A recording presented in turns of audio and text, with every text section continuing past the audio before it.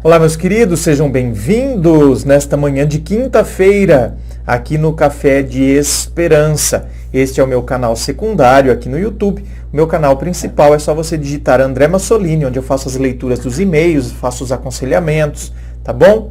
Se você não é inscrito ainda, se inscreva aqui no Café de Esperança. Hoje eu gostaria de falar sobre essa questão dos feitiços para o amor, para trazer o amor de volta. A gente entender que a gente está vivendo numa sociedade imediatista, a sociedade do instantâneo e do descartável. Então, enquanto estas... Escuta, deixa eles lá, escutar os cachorros lá fora. Enquanto essas características estão voltadas para o mundo material, tá ótimo. Certo? Você vai tomar uma injeção, você vai tomar a vacina, você quer que a seringa seja descartável, a agulha e assim por diante. Então, um copo de água num consultório médico, você pega lá, você quer que o copo seja descartável, certo? Você não quer que todo mundo tome no mesmo copo, numa clínica médica. Então, a descartabilidade, ela traz praticidade, higiene, certo? Para as nossas relações, enquanto está no âmbito das coisas materiais. A instantaneidade, ela também facilita muito a vida pós-moderna. Então, a internet rápida, se a sua internet está travando enquanto você assiste esse vídeo, você já fica irritado, você quer que a internet funcione, você quer assistir instantaneamente o vídeo. Então, a instantaneidade, a descartabilidade faz parte desse nosso mundo pós-moderno. Essa coisa imediatista. Porém, às vezes, é muito difícil a gente distinguir o que faz parte das coisas materiais e é importante que assim seja, do que faz parte do nosso mundo, do mundo da emoção, da nossa relação com o outro, a relação interpessoal entre eu e o tu. E aí é a hora que eu descarto o outro, é a hora que eu quero que o outro faça as coisas do jeito que eu quero, na hora que eu quero. Isso, pra gente, é como uma introdução para a gente entrar dentro dessa questão dos feitiços para o amor. Essas receitas mágicas para trazer a pessoa de volta, que desconsidera toda a emoção, desconsidera a individualidade de cada ser humano e desconsidera a liberdade de cada pessoa. Então, olha, vou ser bem sincero para vocês. Para mim, isso beira a irracionalidade.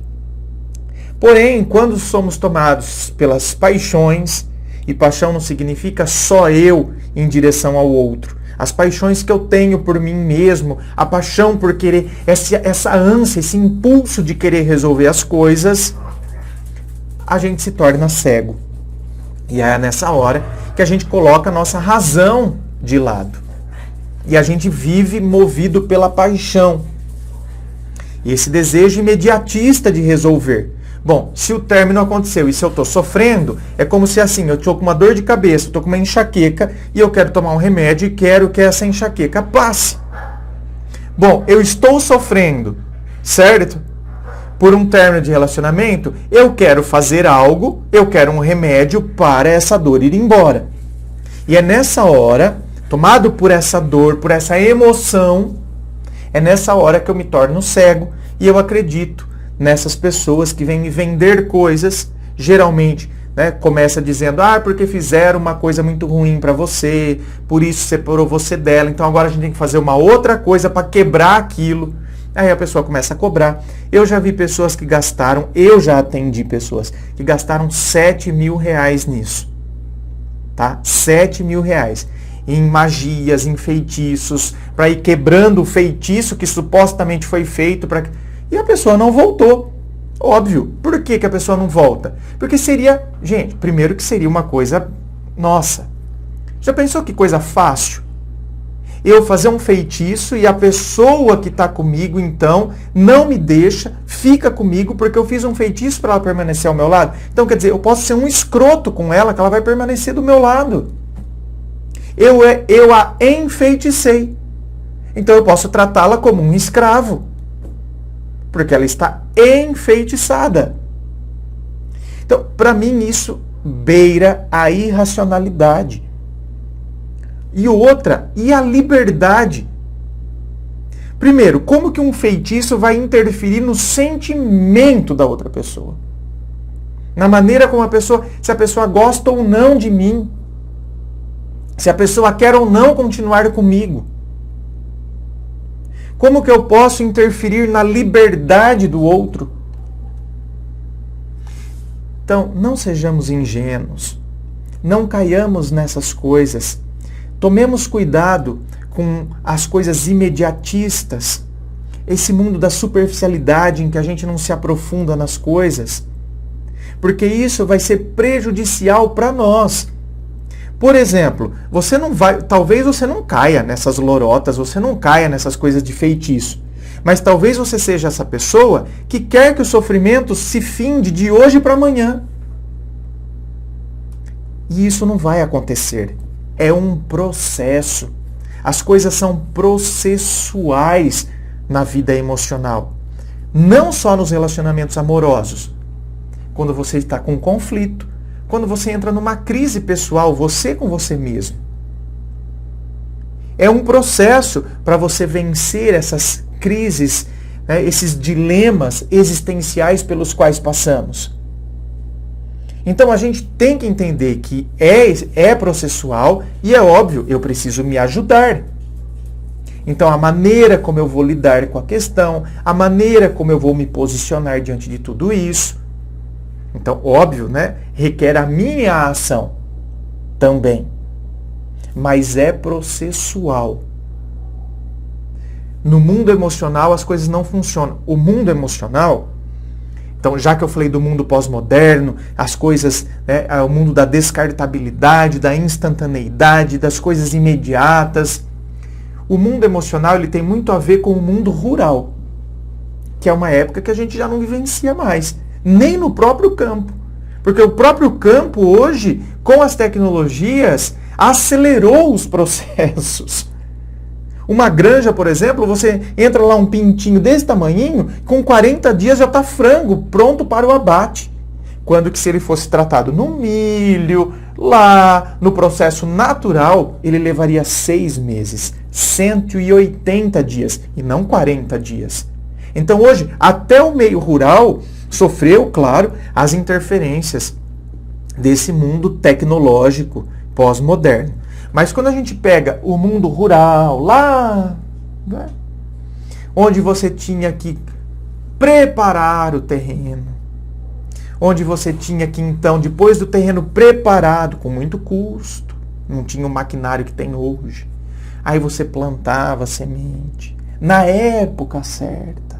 Então o terreno tem que estar preparado, tem que estar a época certa. Então eu não vou ter a hora que eu quiser, tem que ter a época da manga, a época da melancia, a época do morango.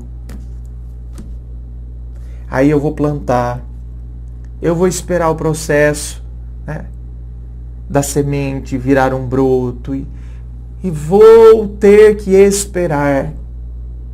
Não adianta eu plantar hoje e já querer que esteja dando fruto amanhã. E na nossa vida, no dia a dia da nossa vida, às vezes é desse jeito, não só na área emocional. Eu tenho um projeto, porque eu tenho um projeto, e eu começo o primeiro passo hoje e eu já quero o projeto realizado amanhã. É a sociedade imediatista, eu já quero resultado. É por isso que às vezes a gente não é perseverante nos projetos que a gente pretende fazer. Porque o resultado não veio. E no mundo da internet hoje, que a gente vê que alguém, de repente, criou um canal no YouTube e no outro dia já estava com 1 milhão de inscritos. Eu quero assim. Essa pessoa não vai perseverar. Porque ela criou um projeto, certo? Mas ela está desconsiderando o processo para atingir esse projeto. E no mundo das emoções, no mundo dos relacionamentos, no mundo da superação de um término, é desse jeito. Não adianta querer acelerar. Não existem processos químicos para acelerar o processo emocional. Então, o que esses feiticeiros estão querendo prometer é justamente isso. É como se eles estivessem prometendo hormônio para o desenvolvimento do músculo emocional. E isso não existe. Então, cuidado. Porque no mundo material a gente pode interferir. No mundo emocional é só com a nossa razão, com a nossa reflexão, com o entendimento das coisas. Senão, né? O galinho de arruda, arnica e mais algumas coisas aí, seria fácil para a gente resolver as coisas emocionais. Se você não é inscrito ainda, se inscreva. Fico aguardando a sua inscrição. Se você curtiu, dá o seu joinha, tá bom? Deixe o seu comentário. Muito obrigado, um beijo e até!